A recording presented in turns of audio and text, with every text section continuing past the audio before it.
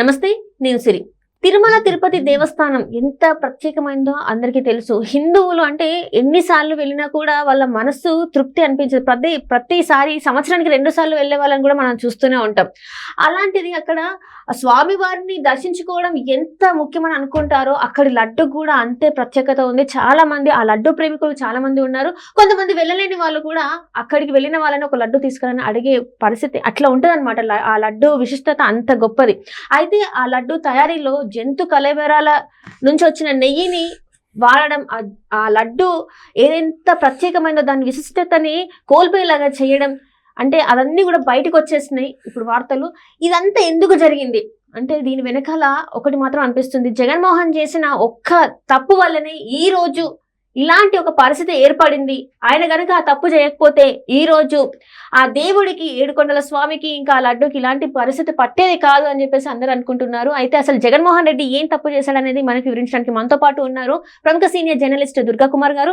నమస్కారం సార్. నమస్కారం మసిరి, మన వీక్షకులు కూడా నమస్కారం. సరే, ఇప్పుడు చూస్తుంటే అసలు దీని మీద ఎంత మాట్లాడినా కూడా నాకు అది కరెక్ట్ అనిపించట్లేదు సార్. ఎందుకంటే హిందువులే కాదు, అంటే భారతదేశం ఒకటే కాదు, ప్రపంచ దేశాలు ఎంతో మందికి శ్రీవారి లడ్డు అంటే చాలా ప్రత్యేకం. అసలు దానికి మించిన రుచి ఇంకా వేరే ఏ లడ్డు తిన్నా కూడా ఆ రుచి రాదు. అలాంటి లడ్డూని కలుషితం చేయడం అంటే ఇలాంటి జంతు పదార్థాలు, అంటే ఏదైతే నెయ్యి ఉందో అది ఆ పేర్లు కూడా చెప్పడానికి కూడా రావట్లేదు. ఆ నెయ్యితోని ప్రసాదాలు చేయడం, శ్రీవారికి నైవేద్యంగా పెట్టి, అంటే ప్రజలకి ఇచ్చేది నైవేద్యంది వాళ్ళు చెప్తున్నారు నాసిరకంది కదా, మంచిది పెట్టామని. అయినా కూడా ఆ ప్రాంగణంలో మీరు తీసుకొచ్చారంటే అది తప్పే కదా. ఈ తప్పులన్నిటికీ కారణం జగన్మోహన్ రెడ్డి చేసిన ఒకే ఒక తప్పు అని చెప్పేసి మరి వార్తలు వస్తున్నాయి.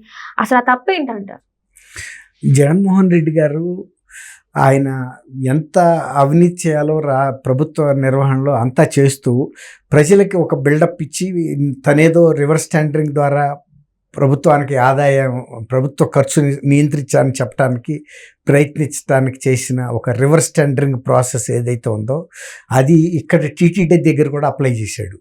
నిజానికి టీటీడీకి నెయ్యి సప్లై చేయటం అనేది ఇవాళ కాదు, కొన్ని వందల సంవత్సరాల నుంచి ఎవరో ఒకళ్ళు బయట వాళ్ళు సప్లై చేస్తున్నారు. తర్వాత ఒక నియంత్రిత వ్యవస్థ ఉంది అక్కడ.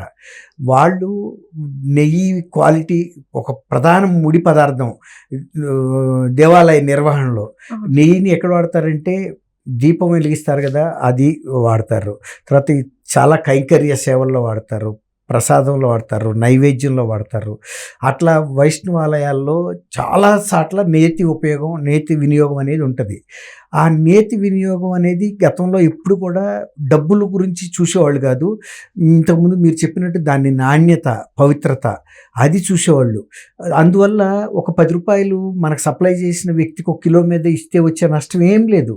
ఎందుకంటే శ్రీవారి ఆదాయం అంతా కూడా వచ్చేది భక్తుల ద్వారానే, ప్రభుత్వాలు ఇవ్వవు. లేకపోతే ఆయనకి స్వయంగా పెద్ద మొదటి నుంచి ఆస్తులు ఏం లేవు ఆ దేవస్థానానికి. పూర్వం రాజులు ఇచ్చారు, భక్తులు ఇచ్చారు. అప్పటి నుంచి ఇప్పటి వరకు కూడా ఒక సగటు భక్తుడు యావరేజ్ మీద తీస్తే ఒక కుటుంబం వెళ్తే ఒక 1000 రూపాయలన్నా హుండీలో వేస్తారు సగటున. లేనాడు 10 రూపాయలు వేసినా, ఉండాడు 10,000 రూపాయలు వేసినా, అట్లా ఒక సగటున 1000 రూపాయలు రాక అయినా ప్రతి కుటుంబం నుంచి దేవస్థానాలు. ఇంకొకటి చూసుకుంటే సార్, ఇక్కడ నిలువు దోపిడి అని చెప్పేసి చాలా మంది ఏదైనా ఆపదలో ఉన్నప్పుడు ఇచ్చేస్తారు. అప్పుడు మన ఎవరో ఎందుకు చంద్రబాబు నాయుడు గారు భార్య భువనేశ్వర్ గారు కూడా ఆ టైంలో చంద్రబాబు నాయుడు గారి మీద ల్యాండ్ మైన్ బ్లాస్ట్ అయినప్పుడు ఆమె కూడా అదే మొక్కుకుని ఆమె వెళ్ళి నిలువు దోపిడి ఇచ్చిన మాట చూసాం. చాలా మంది ఆపద వచ్చినప్పుడు అట్లా ఇది ఇస్తారు, మొక్కుకుంటారు, తీరుస్తారు. అది కాకుండా కూడా ఈ ప్రతిరోజు 3 నుంచి 4 కోట్ల రూపాయల ఆదాయం శ్రీవారి ఉండిలో వస్తుందంటే సగటున ఎంతమంది భక్తులు ఎంత వేస్తే అంత వస్తుంది. లడ్డూల రూపంలో ఇచ్చేది ఎంత మహా ఉంటే ఒక 5 రూపాయలు, ఒక 4 రూపాయలు సబ్సిడీ రూపంలో భక్తులకి ఇస్తే పోయేది ఏం లేదు. అక్కడ కూడా ఈయనేదో మేము సేవ్ చేస్తున్నట్టు ఒక బిల్డప్ ఇచ్చారు. కానీ దాదాపు ఒక 2,000 కోట్ల రూపాయల వరకు టీటీడీ నిధులు దుర్వినియోగం అయినాయి అనేది 2,000 20,000 కోట్లు. టీటీ 20,000 కోట్లు. ఇప్పుడు ఈ 5 సంవత్సరాల్లో 20,000 కోట్ల రూపాయల టీటీడీ నిధులు దుర్వినియోగం అయింది అనేది కూడా ఒక ప్రచారం ఉంది. దానికి సంబంధించిన ఆధారాలు ఉన్నాయి. ఇప్పుడు దాని మీద విజిలెన్స్ అండ్ ఎన్ఫోర్స్మెంట్, రాష్ట్ర విజిలెన్స్ అండ్ ఎన్ఫోర్స్మెంట్ వాళ్ళు దర్యాప్తు చేస్తున్నారు. ఎవరు? వైవి సుబ్బారెడ్డి గారి మీద. జగన్మోహన్ రెడ్డి గారు బాబాయి ఎవరైతే దానికి చైర్మన్, టీటీడీ చైర్మన్ గా చేశారో, 2 times చేసినట్టున్నాడు ఆయన. ఆయన టైంలో జరిగిన ఈ అవకతవకల మీద, అక్రమాల మీద చేస్తుంటే ఇప్పుడు ఆయన కనుక ఏమీ చేయలేదనుకోండి, ఆయన భయపడాల్సిన అవసరం లేదు కదా. ఇప్పుడు గుమ్మడికాయలు దొంగ ఎవరంటే, గుమ్మడికాయలు దొంగిలిచ్చిన వ్యక్తి భుజాలు తడుముకుంటాడు, నా భుజం మీద ఏమన్నా ఆ బూడిద, గుమ్మడికాయ బూడిద అంటుకుందా అని. నేను చేయలేదనుకోండి, నేను నా భుజాలు తడుముకోవాల్సిన అవసరం లేదు కదా.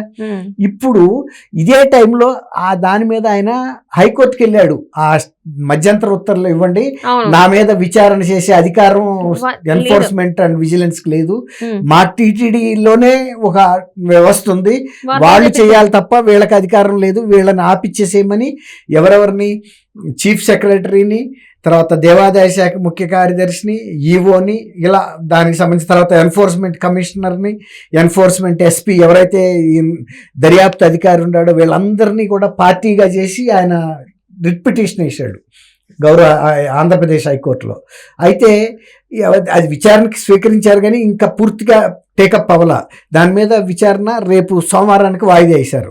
అందులో మెరిట్స్, కేసులో ఏమన్నా పరిశీలించదగ్గ అంశాలు ఉన్నాయా, తోసిపుచ్చాల్సిన అంశం అనేది.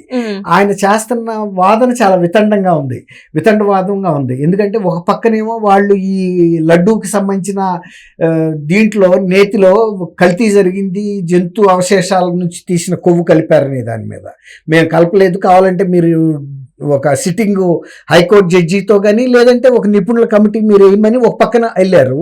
ఒక పక్కన టీటీడీలో జరిగిన అవకతవకల మీద ఎన్ఫోర్స్మెంట్ అండ్ విజిలెన్స్ వాళ్ళు కేసు రిజిస్టర్ చేసి దర్యాప్తు చేస్తుంటే దాన్ని దర్యాప్తు చేసే అధికారం మీకు లేదని వెళ్ళారు. తప్పు చేయకపోతే అవసరం లేదు కదా, ఏమన్నా చేసుకోండి, మేము దాన్ని ఫేస్ చేసే అంత ధైర్యం మాకు ఉంది, మేము ప్రూవ్ చేసుకుంటామని చెప్పొచ్చు కదా. రెండోది మీరు అడిగారు అంటే జగన్మోహన్ రెడ్డి ఒక వర్షన్ లో మాట్లాడుతున్నాడు, ఇక్కడ అంటే గతంలో పనిచేసిన చైర్మన్ ఏమో ఒక రకంగా మాట్లాడుతున్నారు, పరస్పర విరుద్ధంగా ఉన్నాయి.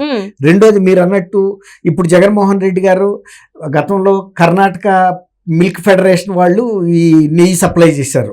400 రూపీస్కి ఎంతో ప్యూర్ నందిని మిల్క్ నుంచి వచ్చింది డైరీ.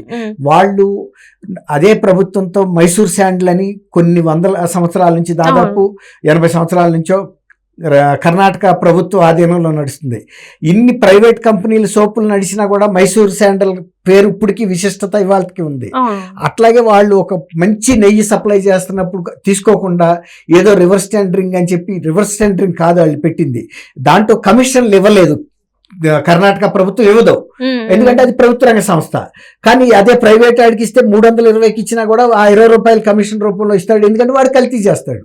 ఇప్పుడు ఆ కల్తీ జరిగి వీళ్ళు చేసిన రివర్స్ టెండరింగ్ వలన మీరు అన్నట్టు ప్రపంచవ్యాప్తంగా ఉన్న హిందువుల మనోభావాలు దెబ్బతున్నాయి.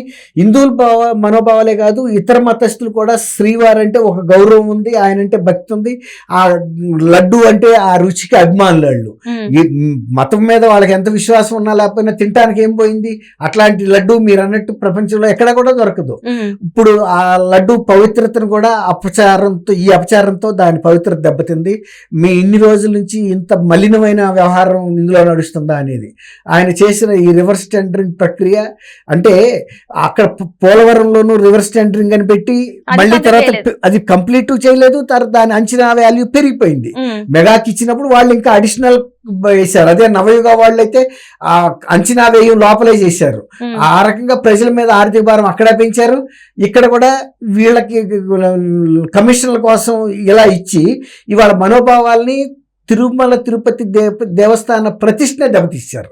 అసలు దాని మీద ఉన్న విశ్వాసాన్ని కూడా దెబ్బతీశారు. ఇది ఎన్ని సంవత్సరాలకి రికవర్ అవుతుంది, కోలుకోగలుగుతుంది దేవస్థానం?